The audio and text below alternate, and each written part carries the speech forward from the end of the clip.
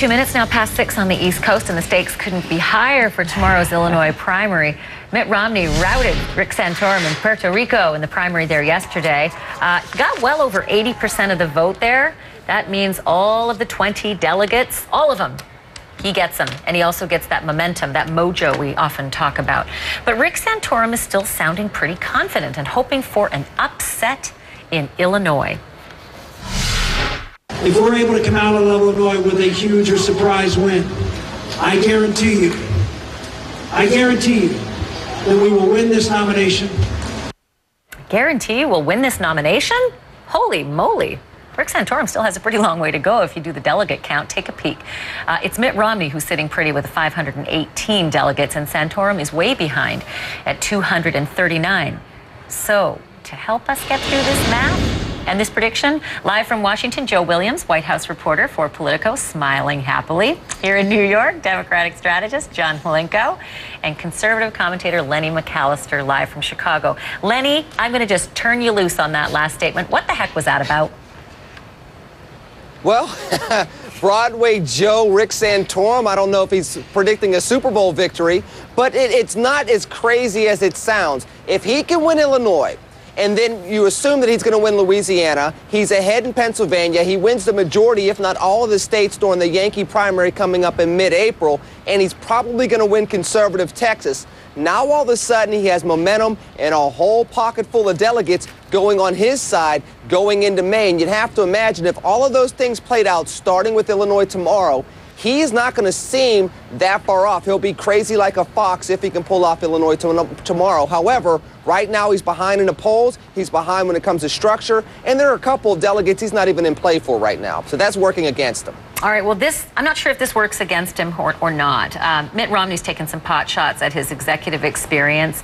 And actually, Candy Crowley had Rick Santorum on her program, State of the Union, this Sunday, and asked him about that, about having very little executive experience. And here was Rick Santorum's response to Candy.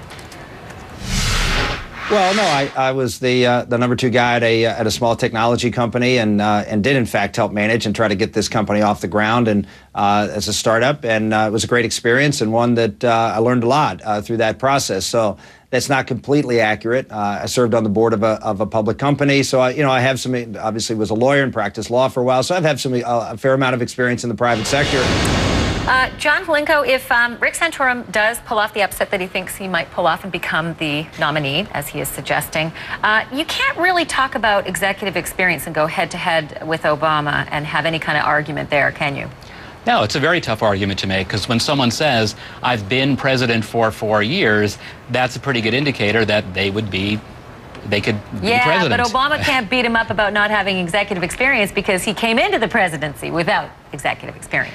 Yeah, it's a little tough to say, well, I came in without it, but now I've got it. But the reality is, when you're an incumbent president, you have that advantage. And for Rick Santorum to be talking about being the number 2 guy at a small startup, it's not making him look very presidential. Okay, so this is my favorite segment of the morning. I'm going to call it What the F. Are you ready? I knew you'd laugh, all of you. This one's going to be yours, Joe, so you better be listening real close. I say what the F because this came out of Effington, Illinois. And this was Rick Santorum talking about gas prices and how we should be watching the numbers roll and particularly focus when they hit 0. Have a listen. Instead of paying 2-digit dollars, you're now paying 3 digits. And when you see that 0 come up, when that third thing, that when it gets into the $100 range, when you see that 0, think of O for Obama, because that's why you're paying that extra amount of money. To the tune of lots of applause. Joe, no matter what the interviews say, no matter what the experts say, I mean, Zrida just had an expert on, and they all say, look, the president doesn't have the kind of power to move that dial.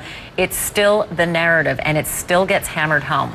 That's right. Well, and considering what the F, I mean, that's probably what the White House is saying when they hear those kind of arguments, because it is. And every expert that you would talk with, including one on your program earlier, has said that the president does not necessarily have enough power to move the needle on gas prices.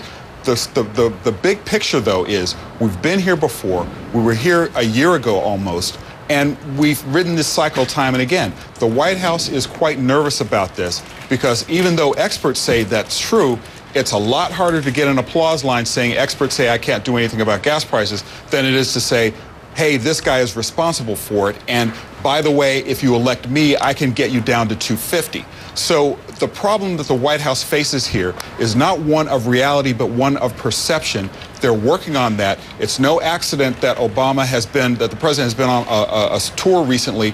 Last two campaign appearances, so to speak, have been about energy, about a long, sustainable energy outlook for the United States. He's got 3 more coming up, I think 4 more coming up in the next 2 weeks. He's going to be talking about this a lot, trying to change the needle on perception if he can't necessarily do it at the pump. All right, Joe Williams, nice to hear from you. Thanks for that. Thanks for keeping it G-rated. John Hlinko and Lenny McAllister. Good Not to see easy you at as 6 well. in the morning. But. What the F? I know, right? Thanks, guys. Thanks, Ashley. Thank you. God bless. God Take bless. care.